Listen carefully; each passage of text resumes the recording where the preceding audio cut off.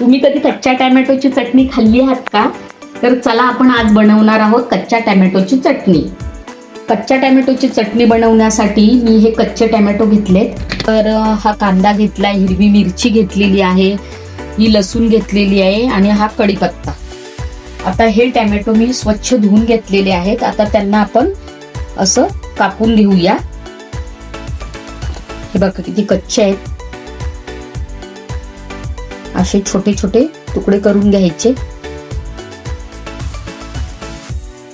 एकदम छान आहेत आणि कोवळे पण आहेत. आणि त्याच्यामध्ये आपण या चटणीमध्ये आपण शेंगदाण्याचा कूट पण थोडा टाकणार आहोत.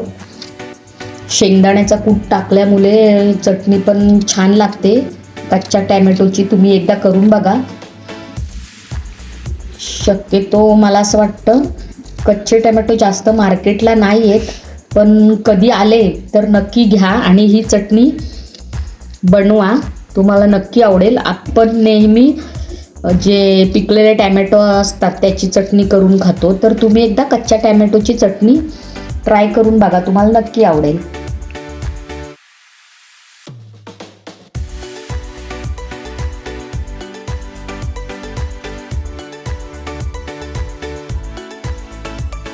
हे बघा, इकडे कच्चे टॅमॅटो मस्तपैकी असे कापून घेतलेले आहेत, बारीक असे. आता इकडे आपलं तेल गरम झालेलं आहे. आता तेलात जाणार पहिल्यांदा मोहरी. मोहरीच्या नंतर हे जिरं, हिंग, लसूण. लसूण जास्त करपवायची नाही. त्याच्यानंतर हा कढीपत्ता, ही हिरवी मिरची, कांदा. मी याच्यात जास्त कांदा वापरलेला नाही, एकच कांदा घेतलेला आहे कट करून. आता कांदा आपला आणि मिरची छानपैकी फ्राय झालेली आहे. आता त्याच्यात जाणार ही हळद. आता हळदीच्या नंतर हे बारीक केलेले कच्चे टॅमॅटो. वाव, कलर बघा किती छान दिसतोय. ही चटणी झटपट होते आणि लागते पण छान. कधीतरी करून बघा तुम्ही.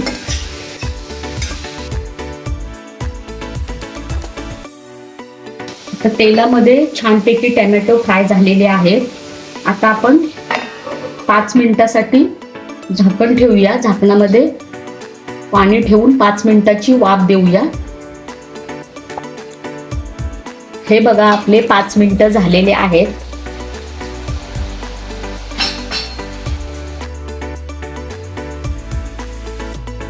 आता आपण याच्यामध्ये टाकणार मीठ चवीपुरतं. मी इथे दाण्यांचं कूट टाकते. दाण्यांचं म्हणजे शेंगदाण्याचं कूट. परत एकदा फ्राय करून घेऊया. हे बघा किती कलर पण छान दिसतोय आणि तेवढी लागते पण छान. हे बघा, दाण्यांचं कूट टाकल्याच्या नंतर अजून 2 मिनिटाची फ्राय करून घ्यायची, म्हणजे दाण्यांचा कूट पण छानपैकी असा शिजला जाईल, असा कच्चा लागणार नाही. आपण दाणे पण भाजून घेतलेले आहेत. आणि या चटणीचा आंबटपणा पण कमी होतो, कारण का हे टॅमॅटो कच्चे असल्यामुळे जास्त आंबट असतात. आणि ही छानपैकी अशी कोथिंबीर.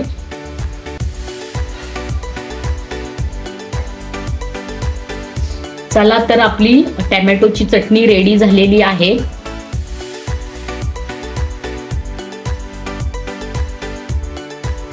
चला तर आपली कच्च्या टॅमॅटोची चटणी रेडी झालेली आहे. ही चटणी तुम्ही तांदळाची भाकरी किंवा ज्वारी बाजरीची भाकरी याच्याबरोबर खाऊ शकता, पण नक्की ट्राय करा. आपण नेहमीच लाल टॅमॅटोची चटणी करतो, पण तुम्ही एकदा कच्च्या टॅमॅटोची चटणी ट्राय करा. हे बघा, मस्त लागते अशी आंबट. छान झाली आहे. कलर पण तेवढा सुंदर दिसतोय.